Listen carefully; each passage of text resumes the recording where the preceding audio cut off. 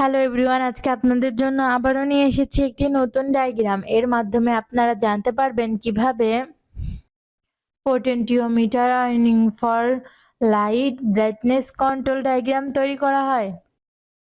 পোটেন্টিওমিটার, voltage regulator with heatsink, resistor 10 kilo ohms, 12 volt battery, DC light, control line potentiometer থেকে voltage regulator with heatsink এ connection দেওয়া হলো। Positive line voltage regulator থেকে 12 volt ব্যাটারিতে connection দেওয়া হলো।